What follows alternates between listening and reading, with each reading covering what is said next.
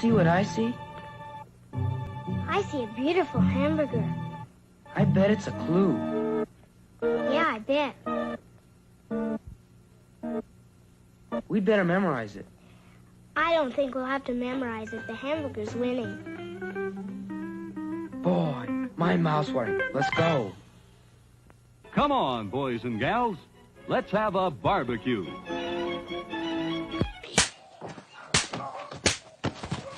Sunday, Sunday, Sunday! What's going on here? Sir, I'm arrested. Oh, arrest. Oh.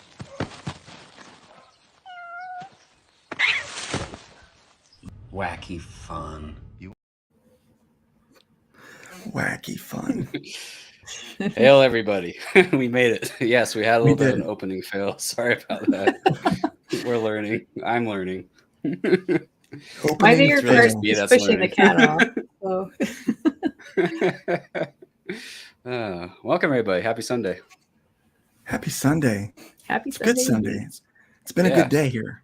Yeah, it's a beautiful day out here in Colorado, too. Most days are. It's gorgeous. I'm not trying to brag. Well, it's Hotlanta season down here already. So Hotlanta. Atlanta. Yeah, we had quite a good day today. It's been busy.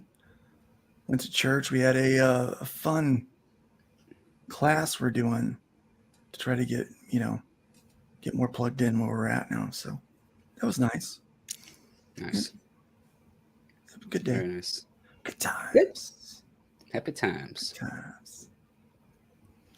Nice. So, today we're going to catch up on the testimony thing we were doing that we didn't quite get to finish due to technical difficulties. Yeah, I was talking a little bit last week about stuff, and I was thinking about that today. Yeah, it's a good day to think about it. It is. Did Luke freeze again? Every time we bring up testimonies, this is spiritual attack. We should have anointed our computers with oil first. Oh man, I forgot to do that. So many things I gotta learn on YouTube. I guess we could. I don't know. Should we recap yours first, CJ, or recap mine? Well, I didn't give mine yet, but mine's boring. So go ahead. Yeah, go ahead. Did I tell you I know a guy who was in the Colombian drug cartel who said it's good to have a boring testimony because his was like the most insane one you'd ever hear. I don't think I remember the Colombian drug part of it. Oh, yeah, this is crazy. Go ahead, tell us your boring testimony. Sure. So I grew up in church, and when I was 7 years old, I went to Vacation Bible School and prayed the sinner's prayer. And I didn't leave the church a whole lot after that. And if I did leave, it was for like a couple weeks at a time, and I came back. So I will say, though, it's still one of my favorite memories because when I prayed the sinner's prayer and I was in Vacation Bible School, we were learning about different missionaries, and we were learning about Hudson Taylor, and he's like the missionary he was from Britain who went to the Chinese, and he would dye his hair and he would braid his hair in the queue, and he'd wear their clothes, and he learned the language, and he got a lot of flack from his other fellow missionary friends for like adopting the customs and everything of the Chinese. And I really like this because I remember thinking, even at 7, well, that's what Jesus did for us. He put on human flesh, and he learned our language, and he dressed like us, and he worked like us, and and so I was like, yes. So I was a smart 7-year-old. And then the second thing I really like about the story is that when I prayed the prayer, I felt the Holy Spirit come into my heart, and I know it was the Holy Spirit because I prayed the sinner's prayer again, and nothing happened that time, because he's already in there. So he didn't go out the back door of my heart and come back in the front. It's like he's already there. Yes, and that's kind of like what the feeling was. It's like, oh, he's already in there. So, I consider it like the first time that God spoke to me. So I've only heard his voice a few times, but I always heard it. I always heard it when I needed to hear it. So that's kind of, yep. So 7 years old, and here we are 25 years later. So how'd you get into writing then? I started writing a lot in like lieu of therapy, and but also because I didn't have a lot of friends. I was really shy, you know. I still am. You know, it's nice that you can kind of make friends with people who are like-minded a little bit easier. Back in the 90s, it was hard because you had your neighbors, and you had church and you had school, and if you didn't get along with some of those people, you know, or you just weren't very good at socializing, you didn't make a lot of friends. So I would watch a lot of TV, and I pretended those people were my friends. So, and then I eventually wrote my own stories. So and now I have lots of friends and brain children and stuff. It's nice that I've learned how to socialize a little bit better too. So I do have actual friends too now. That sounds a little bit like Michael Scott in that episode where he's like, where they're watching him on like the video of when he was a little kid. And he said he wanted to have 100 kids, so he had 100 friends, and none of his friends could ever leave him. And like everyone had that like awkward look on their face. I don't like that episode. It's very painfully accurate on some level. Ouch. Yep. So that's most of my day. I quote The Office or reference The Office most of the day. If you can stick a Bible verse in a quote from The Office, I think more people would pay attention anyway. Yeah, pretty much. That's what it is. Reference scripture, reference The Office. But we're in a little Parks and Rec. Yeah. Parks and Rec South Park aged poorly. It aged so poorly. Yeah. How would you say it's aged poorly? The Venezuela episode. Oh yeah. Yeah. Was that guy from Venezuela? No, he's not in real life. No, he's not.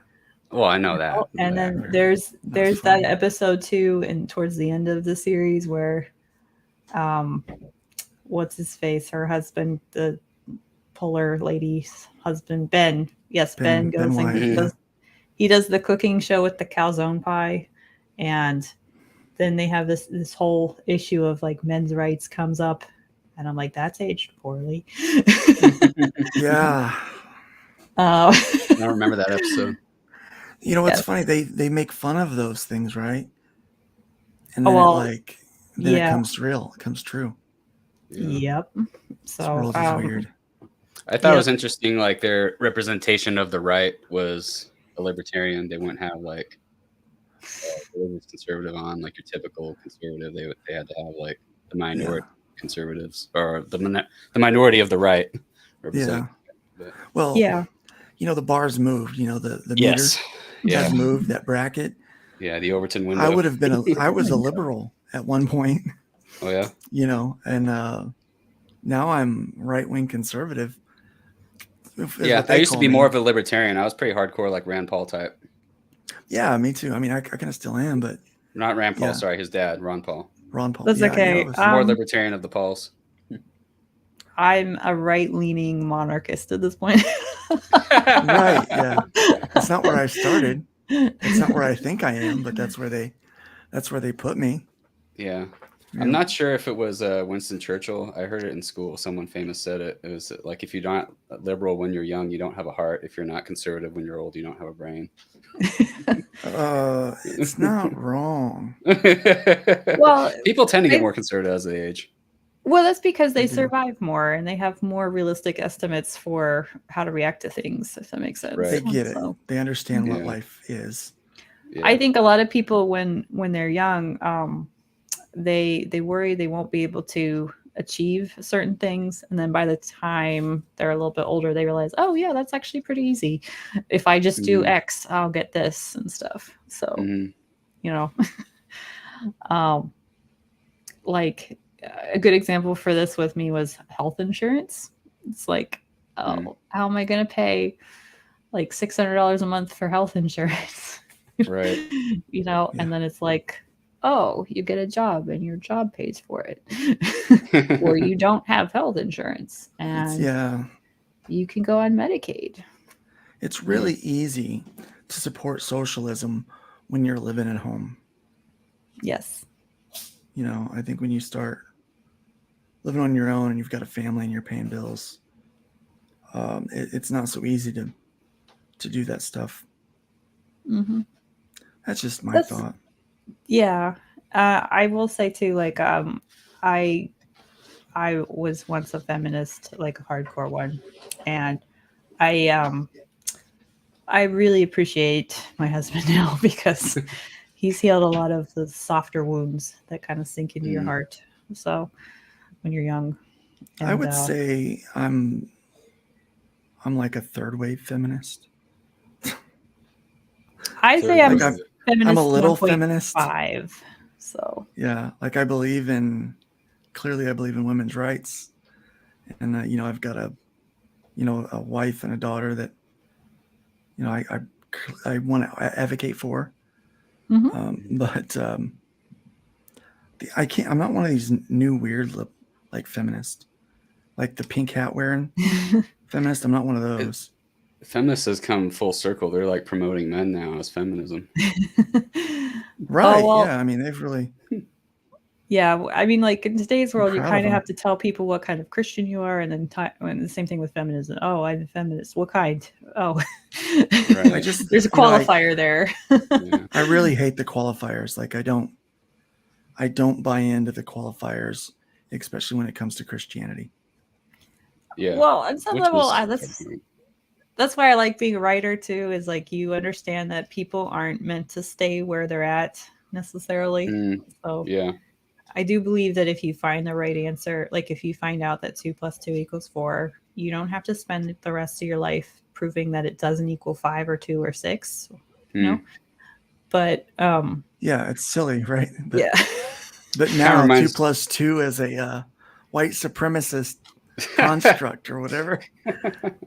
Well, Yeah, they'll I saw that appreciate on the the internet. I'm constructs like, more I when didn't they know that. have a lot of anti-capitalists building buildings and they need proper stats. So, Right? Yeah.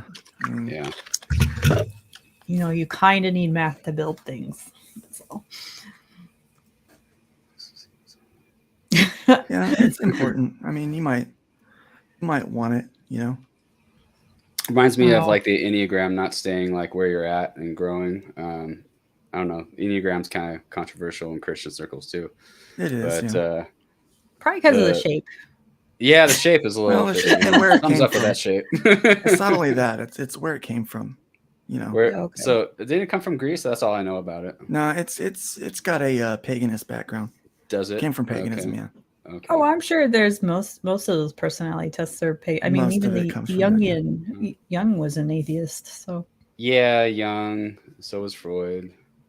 Mhm. They were into weird stuff.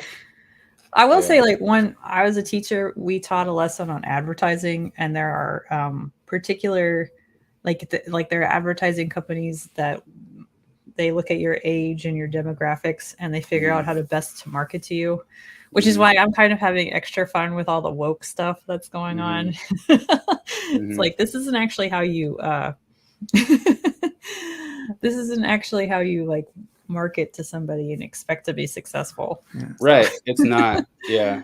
John's It was- taking I mean, refuge. Like they've been doing this for like 20 years and stuff, and it's like, yeah, you just threw all that out the window for a fad. yeah. Good luck. Right. Was it John- Fisher, the psychologist, who went into advertising? And basically, he's the one who started putting sex in advertising in the 20s. Was that Well, Kinsey? it worked. Yeah. No, it It wasn't worked, Kinsey. yeah. Kinsey was the weirdo who did experiments on kids. Yeah. Yeah. Yes. Yeah. Yeah. So John's taking refuge here while Twitter blows up. My Twitter was Twitter going is- nuts today. Twitter Well, is a give us some nuclear questions, hellscape. John. So, give us some Yeah. questions and we'll answer Like a them. So, cinephile. If there were a list of assigned behaviors and traits, I don't even want to read the list to see what's on. I'll make my own list of behaviors and traits. There you go. Talk about being your Oh. own man. Yeah. No, today was it was fun. So I believe, and this is what I was going to say when I don't know why I dropped earlier. It was weird. craziest thing. I believe that God puts people in certain places that most modern Christians don't believe they should be. And I believe that That's a great the point. arts is one of those things. I remember back, if you look at some of the great arts, some of the Renaissance and things like that, all of that art was for and around the church and for God, an offering to God. And it was, I mean, some of the best examples of art in literature and music, of creativity, came from an expression of worship, right? Mm-hmm. And even like in the organization that I'm part of, the Church of God Anderson, like our history is writing music and writing literature and things like that. For instance, I don't know if you are familiar with who Bill Gaither is, but the Gaither Vocal Band. They, that whole movement and all that was kind of out of this Church of God Anderson that that we're part of. And Cool. I see I've that. seen them perform. Have you? They're really good. It's not really my thing, Well, at least it wasn't then. But I'm older now, so I like a lot more than I used to. Yeah. But I was looking at kind of the state of where things have gone, and it really feels like music and art and stuff has been taken over by people that either don't have faith or actively despise the Christian faith. And I believe that God is bringing people back in, and I see that. When I woke up I talked about my nap last week, when I was asleep for a while. When I came back, I think what was interesting is that I really thought, okay, I'm coming back. God's going to use me. There's a reason why I'm back. Fine. I thought it was going to be the church. And after a few months of seeing where the church was at, I sat down with my elders. And they said, Luke, we really do believe that God's got a big plan for you, but we don't believe it's this church. We think this church is done. And I said, you know what? I was afraid to say it, but I agree. And so a lot of people thought that I had a crisis of faith when I left the ministry to go draw comic books, Wow. And I was like, well, I kind of wanted to be out of leadership in that sense, because the politics of the church, I tweeted about it. It's very difficult sometimes. We've heard the phrase, you can't see the forest through the trees, right? You get caught up on the little things. You can't see the big picture. Well, the problem is my heart is really on the individual and having compassion for them. But when you see the collective group and how ugly and nasty they can be as a group, when you see those problems, when you see the politics of a church group and you see those things pop out, you lose compassion for the individuals. And so I couldn't see the trees through the forest was kind of the situation I was running into. And so I really was glad to kind of get away from that. But I believe that You can kind of make your own path now. yeah, and I kind of think that God wanted me here because he's bringing other people there. And there needs to be pastors that have gone through the trenches of ministry that are prepared to kind of be that spot there, to kind of be kind of the unofficial pastors for the people that come into this realm, this geek world, games, literature, comics, art, animation. When they come into this area, they need encouragement. They need somebody to cheer them on. Say, look, you're doing what you're called to do. It doesn't matter if so-and-so is. The thing is, we're going to get heat from people that think that what we do isn't holy enough. And then we're going to get heat from people that don't like the fact that we're Christians in this space. And so they're going to try to twist your words and twist your intent. They're going to try to kind of come at you and cancel you. We see them do this with Chris Pratt all the time.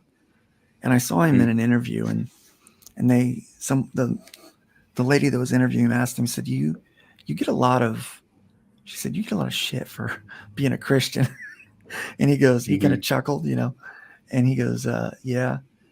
And his response to her line of questioning was, it's nothing new. It's, they've been doing it for like 2,000 years. So, Yeah. I mean, if they did it to him, they'll do it to me. And then he quoted the scripture, things like John something. And, and he's, oh yeah, the Twitter people 16 through 18 or whatever. Yeah, the Twitter people took it like the worst way possible too, because they were saying, "Oh, he's likening himself to Jesus now." Yeah, no, that's not what he's doing at all. Well, honestly, Paul did too. I mean, Paul said, "Follow me, because my ways are Christ's ways."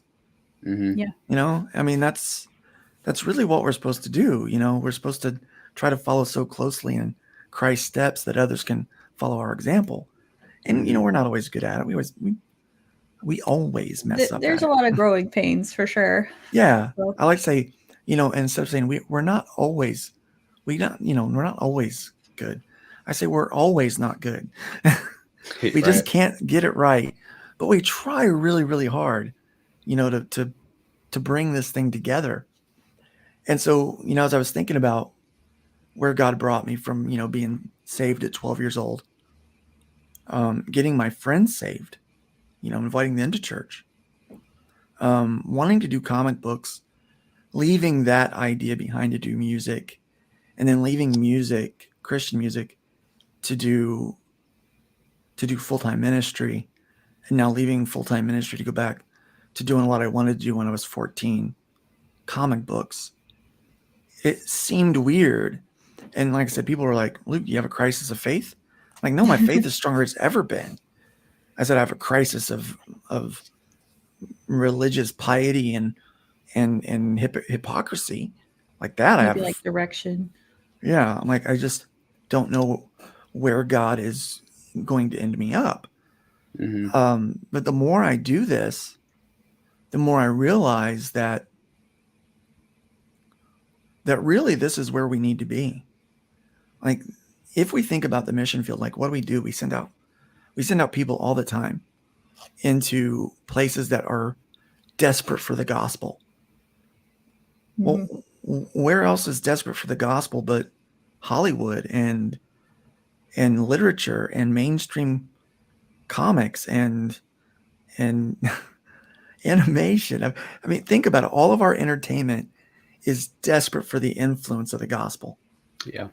Even a little bit of morality, like even the tiniest bit, any kind of infusion of biblical Christian morals, which, if you look at the Bible, has been the basis of morality for the last 2,000 years, since we started getting pieces of it from the Torah to the New Testament. Yeah, if you want to be specific, it was put together in 1611. King Yeah, James it was Bible. exactly. Yeah, but well, I don't really count the King James Bible. Well, I count before that. I know the Geneva Bible was before that. So. Yeah, when was Nicene we're talking about, or is Nicene Council? Yeah, the Council of Nicaea when they settled on around the time of Constantine, right? Yeah, when they settled on the 66 books in canon. Now, the thing is, it wasn't like they got together and they just picked them. I mean, these were the books that people were already using. St. Nicholas punched somebody in the face. Yeah, I mean, they had already been using these 66 books up to this point, Right. There were a few other books that they used, but this was when they finally said, you know what, this is what we agree is this is the core that we all know we can teach from. And that's when they compiled them together into a single library. Right. But we had been using those 66 books way before that even happened, That was almost like a, just a ceremonious kind of, let's just put it together kind of thing. I mean, every person that was preaching and evangelizing already had those 66 books in their house. If they, probably some of them hidden, but they had those books, they were using them. That's how they, they were being reproduced and all of that, and, yeah, it was really just, it was like an official saying of like, what basically like William Lane Craig.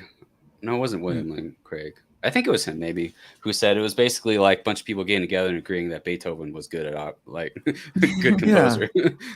Yeah, Well, I is mean, that they Everyone looked knew. at like the reliability and the authority and stuff too, like that came with it. So it was like a kind of a, it was a very nice ceremony. I'll give it that.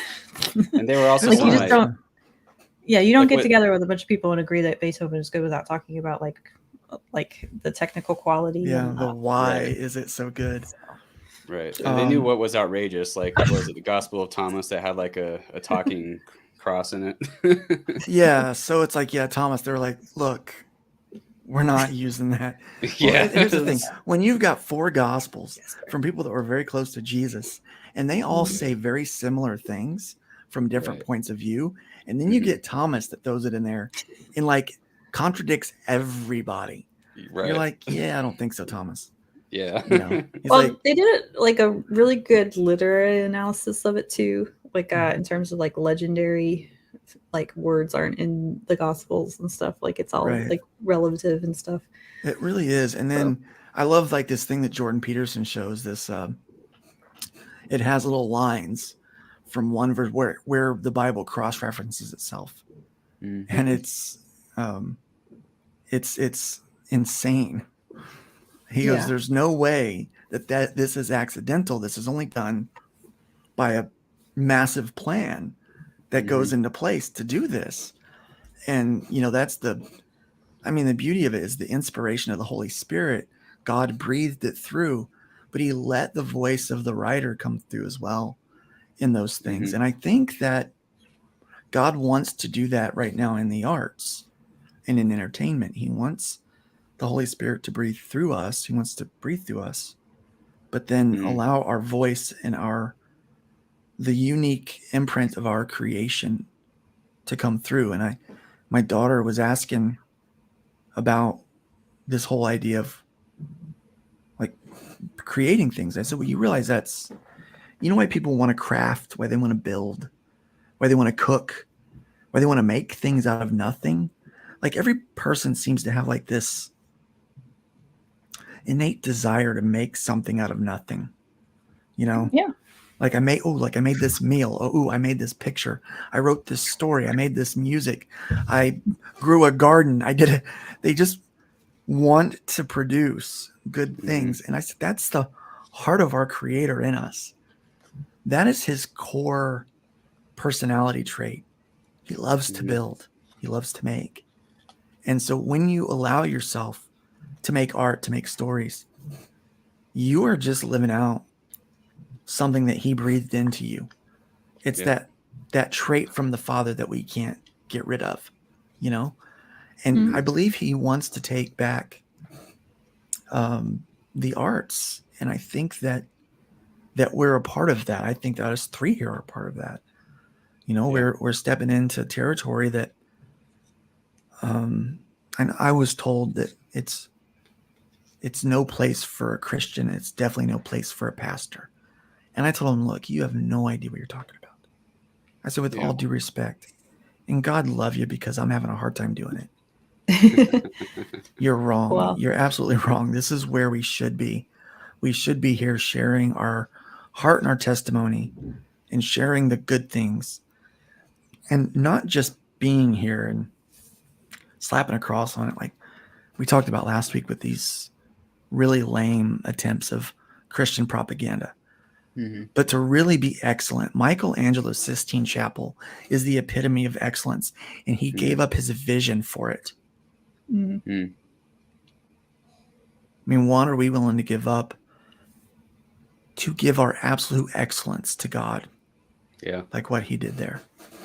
It doesn't matter if he was gay. Like a lot of people say, they're like, oh, well, he was gay.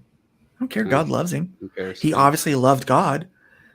He gave up his eyesight to do the best thing that he could ever do on the ceiling of a chapel. Yeah. Come on. Yeah. And now we have churches that are in storefronts. Right. Yeah.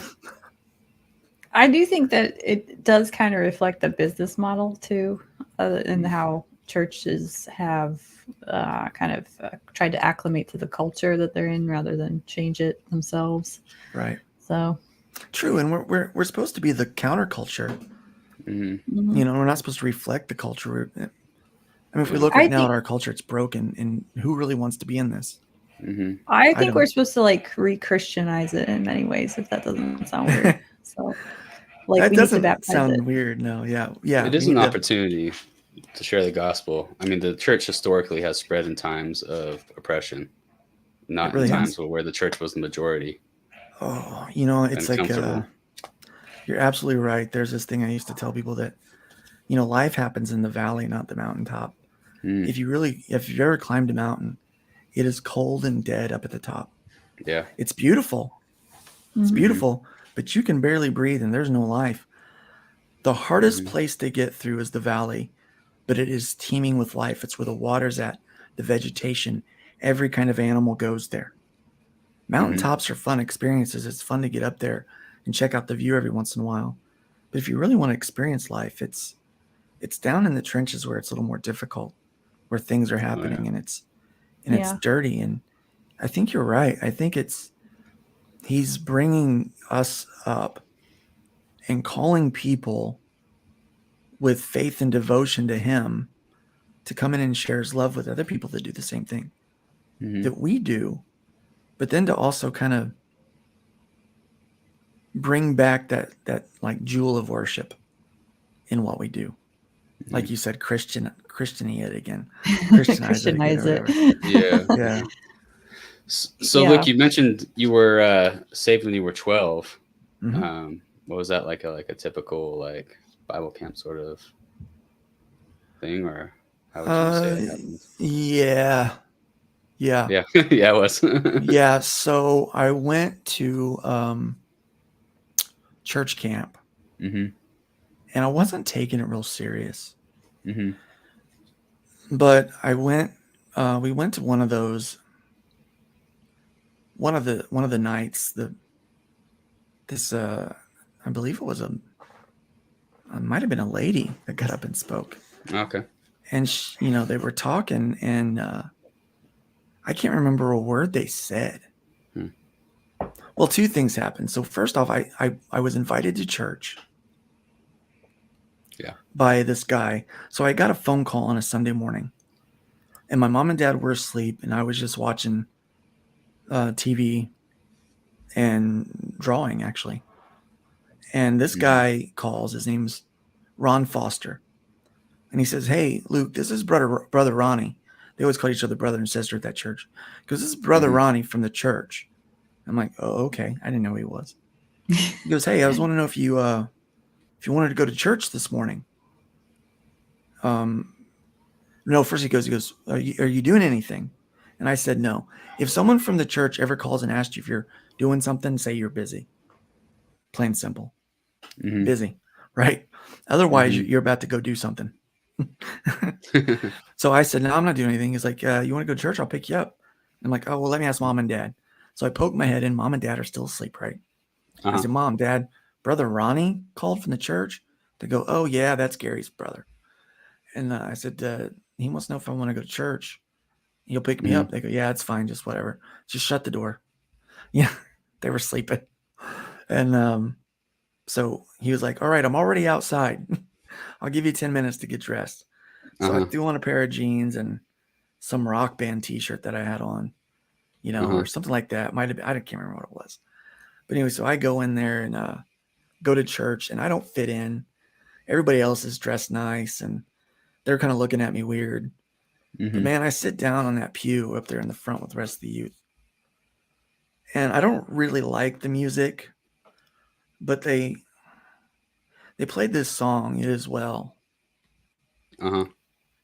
And I like that song. the words got me, man. Like it It's a hit me. powerful song. And there was like I felt like there was like I knew that there was something missing in my life. I wasn't sure Hmm. what it was. When you're 12, you're getting ready to start getting into that. Like I don't know who I'm gonna be, but I felt like there was entertain me, Luke. Entertain me. There's this thing in your kind of in your chest that's missing. And I felt that. And while they were playing, I know I didn't fit in there with them, But whatever that was coming from the platform fit in me. And I'm like, I don't fit in, but this fits in me. It was a weird feeling. So I mean, it was almost kind of deep for a 12-year-old to think this, right? Yeah. But I knew what it was, and so I kept going to church. I didn't fit in, and that was fine. I just kept going to church, and it was towards the beginning of summer, and there was a church camp, and they said, if you want to go, we'll sponsor you. We'll pay for you to go. And so I was like, Mom and Dad were like, that's fine, yeah. And so Mom and Dad actually started going back to church because I was going to church every Sunday. So I was like, no, I want to go. They're, really? You want to go? I'm like, yeah, I just want to go. So Mom had grown up in the church and hadn't been for years. And so they just started going to church with me, taking me instead of having Ronnie pick me up. And so then that summer I went to church camp. Like I said, I'm sitting there, I'm kind of halfway back in this big room, and it's hot. They have this big fan blowing. It's like a big 10 pole barn thing, whatever. This is country. Yeah. And they're up there saying stuff, and I am sitting on the edge of my seat, and I'm not hearing a word they're saying because there's something rumbling, like in my gut, and not like the tacos I had, like something else. Yeah. And I'm like, I kept thinking, I don't know what's going on. Like, what is this? And they gave an altar call, and there was like, there's no way in hell I'm going up there. And as I'm saying in my head, there's no way in hell I'm going up there, I'm walking up there, and I'm like, what am I doing? Like, this is, but I couldn't. I noticed my pace like picked up from a walk to a run, and then I sprinted from the near back of this building all the way up to the front, went in like a baseball slide on my knees right to that altar, tore my jeans up, not a big deal, and just like street cred. and just bam, just like hit that altar, and baseball slid. Yeah, just like, I gotta have this. I gotta have it. And that's when I got saved. I went back, I got baptized, and I've never left it since. It's like I've never left that faith. I've left the church, but I never left the faith, you know? But yeah, then I eventually, like at one point I was so angry with the church and politics. We went to this church I was serving, and it was just not right. It was my first look behind the curtain, and it was bad. And I was like, I don't like this. In fact, I said, if these people are going to heaven, I'd rather spend my eternity in hell. Wow. And I left church and just like, I'd pray, read my Bible, stuff like that. But man, I wasn't having anything to do with them. And then finally, I remember one day I was praying. I was in my little room praying. And God said, I'm really angry with you. And I was like, whoa, why? He goes, you're really hard on my bride. Oh. And I'm like, well, she's a hoe. He's like, I know. Yeah. He's like, well, he goes, I understand that. He goes, look, you are so quick to point out all the problems within the church. Well, why don't you go in and help them fix it? If you see it, fix it. See a problem, fix a problem. And I struggled with that for weeks and weeks. And finally I was like, okay. So I got invited. My wife had been going to another church. Like, we decided we were going to go to a big church. And so we would go to this big church occasionally. And then I got a job where I was busy. And so I just kind of scheduled myself to work on Sundays because I was the boss and we needed me there. We needed me there. I thought we didn't really need me there, but it was better than going to church because I still had this like, okay, I'll go to church. I just don't like this though. And then my wife started going to church with a friend, and we went to this state, like this 4-H fair, and I sat down at this booth, and this guy came up and talked to me, and I really liked him, and he was the pastor of that church. That next Sunday we went to that church, and I never left that church. until I got a job at another church. I wound up being my first time on staff at a church was at that place. Mhm. And whenever I think of what a healthy church should look like, I remember that church because that was beautiful, like what that was. And so, yeah, that was kind of what started me on my path. And I wound up leaving music. I traveled and sang and played, and we did that and had an opportunity to open up for the big moment. It was like do or die. We were getting ready to go on tour with Mercy Me. You know, Mercy Me has Oh, wow. an opener band, and then they Wow. have that other band that opens for the opener that warms up Mhm. while those people are walking in. We had a chance to be that band. We had a brand new manager. They'd already offered that spot for their tour to somebody else, but they had not responded on whether they were going or not. So our new manager gave the demo to their manager, and they listened to it. I guess the band listened to it, loved it, and they were going to have us. The invitation was sent to us that if the other band doesn't take it by 10 p.m. Friday, then the spot is ours, and we have to be in Orlando, Florida by Sunday morning because that's when because Sunday afternoon was the first stop on the tour. Mm-hmm. And so we're waiting. I remember sitting on the porch waiting for a phone call on that Friday night. And I'm talking to my wife and realizing how tough touring was going to be on our family. Mhm. And I said, well, if it's God's will that this is what we do, then we'll figure it out. But we'll know because the offer comes to us. If it's not, I'm leaving the band and I'm going to go find a job doing youth ministry vocationally. I know that's what I'm called to do, so that's where I'm going to go. And at 10 after 10, I get a phone call from my drummer, who was the main contact for our manager. And he said the other band took it. I'm like, oh, okay. I said, then let's go ahead and get together on Monday for practice. I'd like to have a meeting beforehand.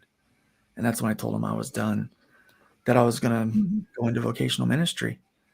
And then I tried and wound up, realized I wasn't really qualified for youth ministry, even though I'd been doing it. I didn't have any education. So I thought I was just going to do music. So I went around using music because I was good. I mean, I used to be humble about it, but screw that. I can't do it anymore. I can't play. I can't sing. I was good. And I was a really good songwriter too. I was really gifted in those areas. In fact, I was so gifted, I made it look easy. Like it looked just effortless when I did it. And That's how you know you're real masters. You just make it look effortless. I did not practice Yeah. for Sunday morning. I did not practice. I could play with click tracks and everything. I could pick up my instrument without even, because I knew the songs so well. I knew music theory. I was versed in what I was playing. I could literally pick up an instrument and play with a band on the spot. And so I didn't practice on Sunday morning because those worship songs are so easy. I didn't need to practice for Sunday morning.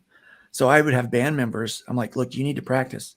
I go, I know you don't see me practice, but you don't have 20 some years behind you of 8 hours a day, 8 to 12 hours a day of practice to not be able to practice now. You have to practice now. I'm not going to practice because I'm busy. I'll come in and I'll be perfect on Sunday. You won't. So you have to practice. And I said, if I come in and I mess up on Sunday, I'll start practicing again. But if I come in and I'm perfect, I'm not going to practice. And so we were kind of had that deal going. And I remember one Sunday I made a mistake, and my drummer looked at me and he smiled. He goes, I'll see you on Thursday. I said, I'll see you on Thursday. Wait for that one. Yeah. And so I was like, that was pretty funny. But I was good at it. I mean, I was just so easy and so smooth at it. And I took it for granted. I took for granted that I was able to do that. I can't do that anymore. So now I don't have to be humble about it anymore. I can brag about it. Yeah. That's okay. I feel like if people met me before I had kids, I would have sounded so much smarter. Kids, they dumb you down. Like my wife is really brilliant. My wife is brilliant. There's days when she's so tired, she can I can't even think. Like, I get it. I totally get it. And Always, guys. Well, like I will like look at something and I will know the word for it, and I'll move my hands to like make the shape of it and Yeah. to try to get me to like say it, and I can't say it for something, but Well, I know what it is. You're pulling out So- dates for the Council of Nicaea. Like I'm like, yeah, I can tell you what they were doing at the time. I can't tell you what day it was. Imagine I how don't know smart she that was stuff. before. Right? I I'm know like, yeah. that's the thing. Is like you It's like, might I'm as not- well be really I'm not proud dropping of any yourself of that 'cause- knowledge on anybody. Yeah. Well, it was the other day. I was at a coffee shop with my daughter, and I was like, cinnamon bun. That's all I had to say. She wants one of those things, those roundy things with the icing on top. Don't feel bad. I can't remember anything now. It's like roundy things. Yeah, the round things. They're delicious.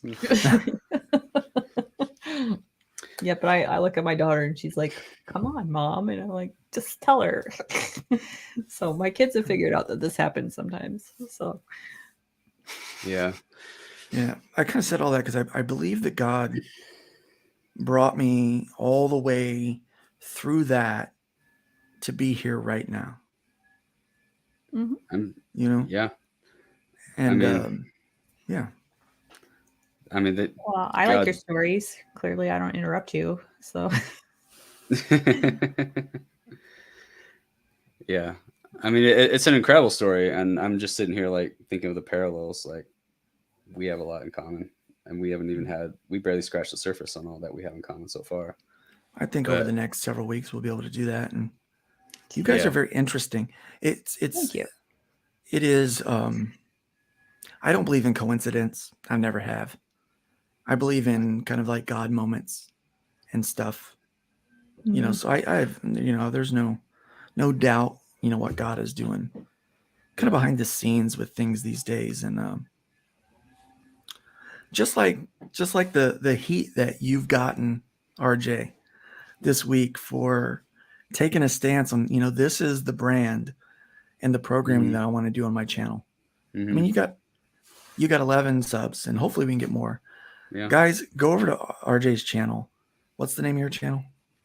Just RJ William. Yeah, look for RJ William and sub this guy because he's only got 11, and we'd like to get some more. But you're practicing. Thanks so much, this. guys. You gotta learn all this, right? Yeah. I Press mean, that like button. I am a newbie. I am a rookie in this game. Yeah. It's like being a rookie firefighter all over again. Yeah, and you offered to help someone out because you've got a heart to like, yeah, let me promote you. But then you're like in this situation where I know what brand I want my channel, my brand to be. And so I'm not ready to promote your stuff. I don't think you're ready for me to promote your stuff. Yeah. And It was I best for need all to get- parties. yeah. Absolutely. Yeah, say, look, and you gave like more than 48 hours notice, right? Yeah. And now I've had people cancel on me like 15 minutes before a show without explanation. Say, hey, we're just not going on. I'm like, okay, that's fine. It's not fine really inside. I'm Right. really There's a upset about it. downside to Zoom. I wish you could like get an app that will just let you slap people through the screen. Sometimes. I Exactly. would be yeah. upset. There you go. Yeah, So- but sometimes you don't get a courtesy. Sometimes you just get ghosted. Right. You never get a link, and you see him streaming with someone else. And so you gave him more than 48 hours notice. You gave him an explanation, and you gave him some of your opinions, which you didn't I have tried to to be do. nice That was a about it. courtesy. Yeah, I you were thought nice it was about it. polite. The only reason why I know what you said is because they got in my DMs Yeah. trying to make me mad at you. Right. And so I'm like, well, first off, it's none of my business. So if Mhm. you need to talk with them, you need to message them instead of hiding behind a block. That's not professional. Yeah. And but yeah, so you were kind of getting a lot of heat for this. Mm-hmm. And I'm like, at the end of the day, I was like, I mean, I don't mean to be rude, but guys, he's only got 11 subs. I mean, it's not like you got a chance to be on with like like we've got 4 people watching live right now from Right. all of our channels, right? And we're very grateful for the 4 We're people. just- that We Yes, love we all love 4 you. of you. We love all 4 of you deeply. We really do. We're so happy that you're with us and hanging out with us right now. But honestly, it's like, guys, it's not like we got 120 people active Right. in the chats that are going to back your book tonight. Yeah. Like, that's not even the format of what you decided to go with. It's more conversational and storytelling, and Mhm. not shilling. Look, Right. CJ's got a There's a book. place for shilling. Yeah, CJ's But got it's a at the book. end after everybody else leaves. Exactly. Yeah, CJ's got a book that probably isn't going to. It's not getting the traction it needs. It's getting buried in all of the other stuff on Kickstarter right now. Not getting the Yeah. eyes it needs. I mean, It's come okay. on. I You're have a mom. conspiracy theories You're a about professional. yeah. You know. I have my comforting conspiracy theories about since it's about human trafficking, it just won't pick up because Yep. Well, you know what? I'll agree with those. That's what I'll do. But so you look at those things, and it's like, I've got a campaign that's live. We've got a website that's, we could talk about. That's not what this time is. This is a Yeah. time for encouragement, not promotion. Yeah. And I guess we're promoting God and Yeah. one another's emotional and spiritual health and mental health. Mhm. I'll shill Not for God really, anytime. right? Right. And it's like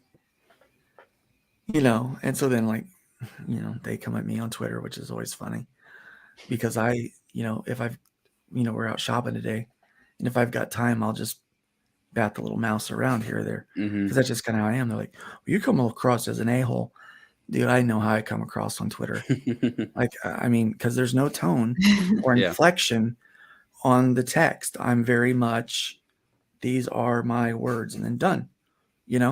And like, I know how that comes across. I'm not going to shoot you an emoji, smiley face. No, I'm like, you come in and you say bad things, you're going to get the very curt answer from me.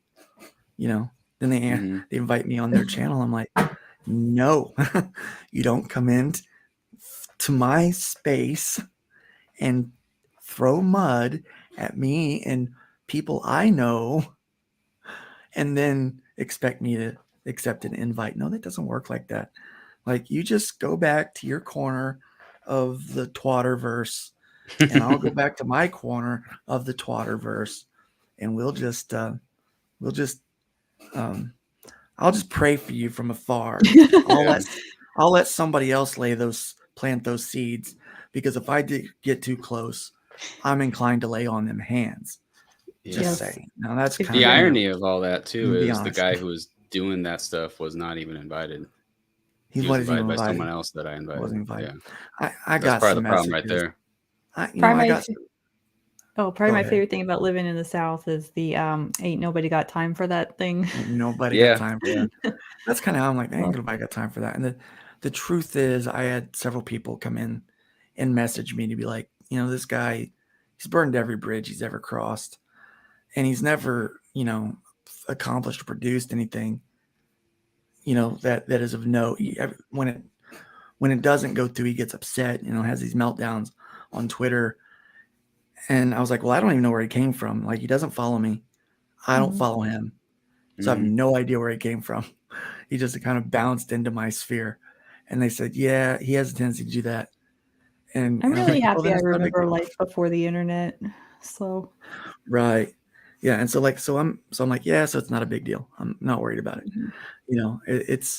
But I realize we're going to have those kind of things. And when you stand for a principle, I see like Dave Brink was having issues where people were complaining that he said, look, if you use AI to produce any art or any of your story on your comic, I'm not gonna support you. I'm not gonna do it. That's not what I want to do. I'm here to support creators, not people that use AI to create. Yeah. And I get it. I love his, I love his heart and the fact that he's got principles. And we all should have principles, but when you do stand up for those principles, people come at you. Yeah. And yeah, I it think is that's kind of a why touchy God's topic calling too. us So. here. It is. AI is a very touchy topic. I'll tell you, I do use AI. You know what I use it for? Write an ad copy. Okay, really? I was gonna Ad say. copy. I said, I need For like 100 buzzwords or what? No, I need 200 characters. Okay. And I need it this, like, put it in the best words possible. So it'll put it in the best words, and then I'll doctor it up. I'm like, okay, well, I kind of like this, and I kind of like that. So let me say that. Actually, I think I wanted to say this. And so it just gives me a start. So instead of spending 2 hours working on ad copy for an ad that's going to go in the back of a comic book, ChatGPT helps me out. Saves me an hour. Thank you, Carol. Of all the work. Need the support. Awesome. Thank you. Yeah. And wise guys. So, I mean, AI is, AI is a tool that can help us. But I don't think you should. It shouldn't. There should be intelligence behind the artificial intelligence. Right. Don't let it be Skynet. Is all. Yeah, like I'm not having it write a script of hybrids for you. Like I'm telling that story. No, it's not. I'm not going to be like, write me a story about this. We did that on Nerd Bacon with ChatGPT, and it actually was better than what some people are putting out there. I said, I do not advise using ChatGPT to get your prompts for writing a comic book, but maybe a couple people out there should try it. It's one of those things too that like it's almost like a shortcut, and sometimes taking the shortcut cripples you in the end, so it does. It stunts your growth. It really does. It's like people that rely too much on tracing 3D models or photo reference. You lose the ability to imagine it. Like you have to see it first. Yeah. And I think that's a good example. You can use all those things as tools to speed you up and to make you better. But when they become a crutch and you depend on it, then you've made yourself weak, Yes. Yeah. I feel this way for what it's worth about spell check. So I need spell check. I gotta have spell check. It's made us as a generation. Yeah. We're spellers than our parents. Well, I mean, like I'm still pretty good at it, but like I'll just type too fast, and it's like I need somebody to catch the answer. So yeah, I've actually got I'm working on my second video right now that I want to get more progress done tonight because we're keeping this to an hour. So after this, I'm gonna crank it out. I think maybe get it out there soon. Yeah. It's gonna be on the Gray Jedi, by the way. Yeah. I'm shilling for myself right now. Sweet. You got to, Oh, that's okay. I mean, we got a little bit. This is my shell shirt, so for Discord. Perfect. I like this shell shirt. So I'm real sorry you had to go through that stuff this week, RJ.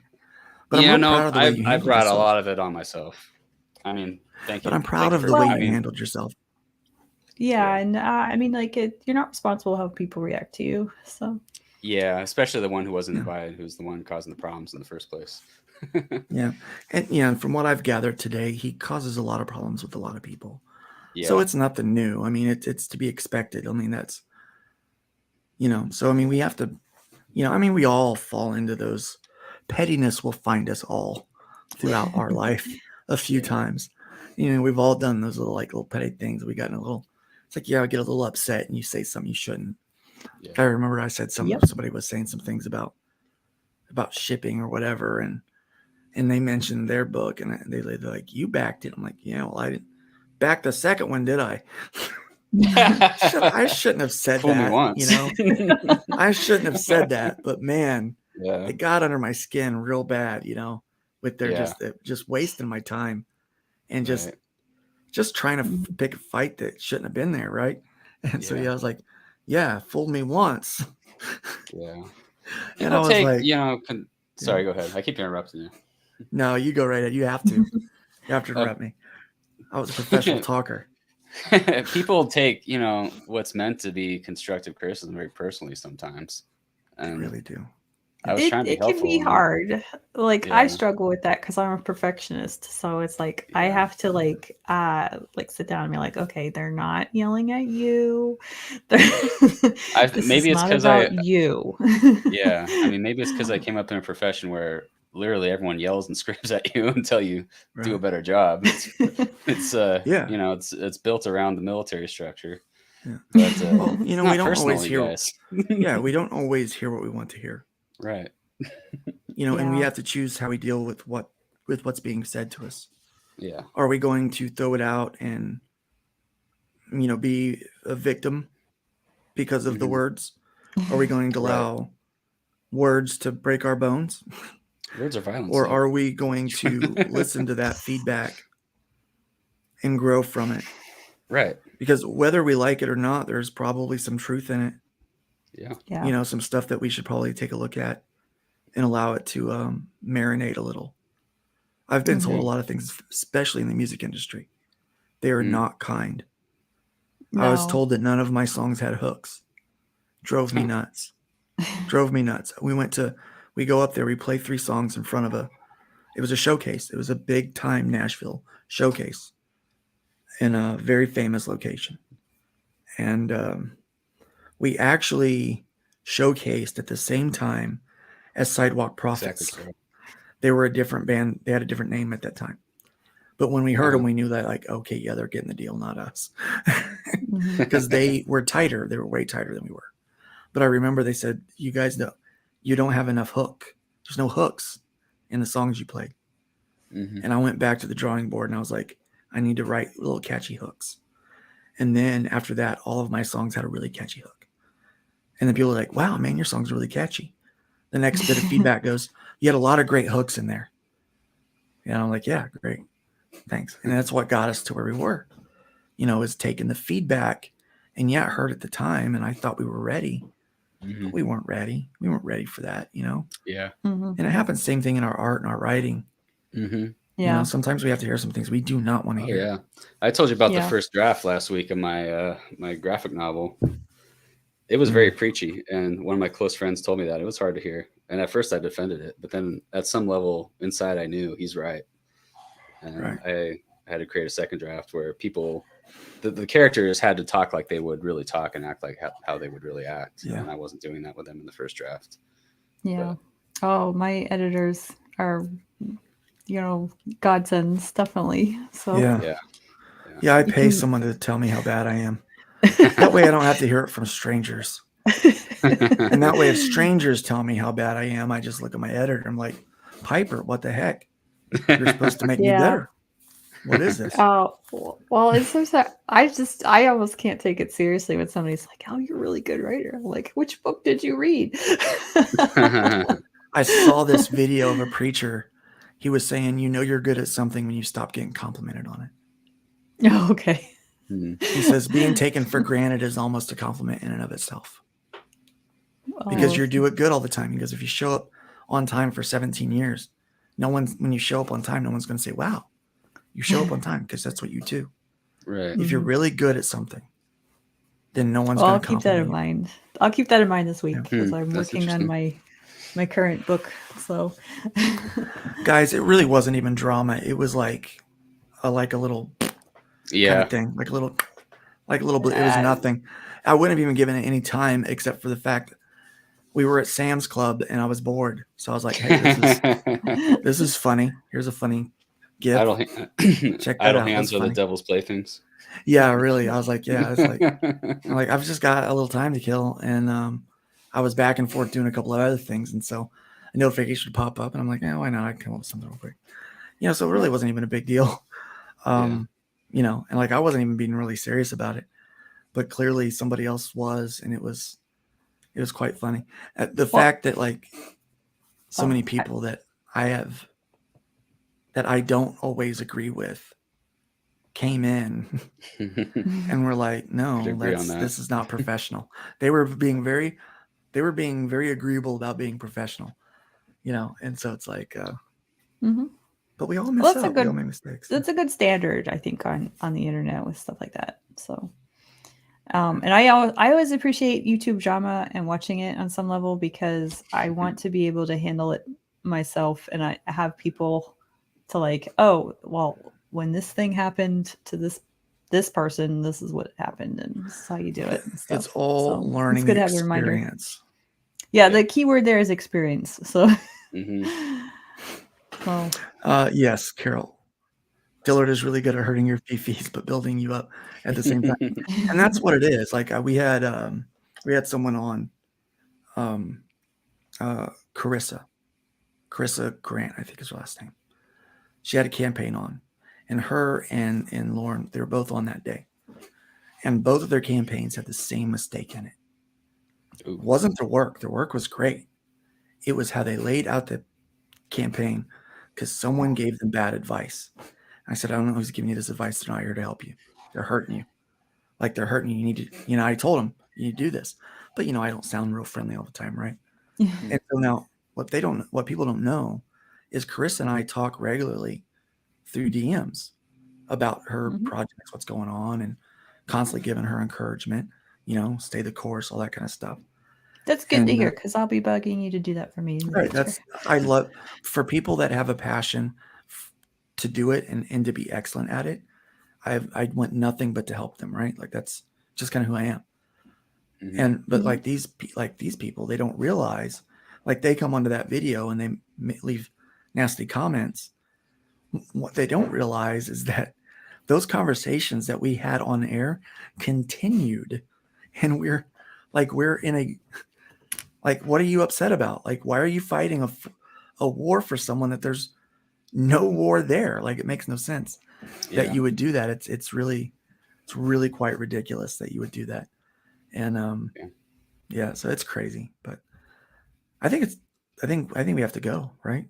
Yeah, we're running short on time here, but we went a little over, and I know we all got our run. So in the interest of time, I'm going to. It's always great to have Mo Biggs here.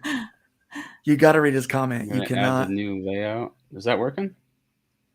I don't see anything. No, you've got to read Mo's comment. You can't gatekeep Mo, okay? That's one rule about every new channel. If Mo shows up, you cannot gatekeep him. Okay.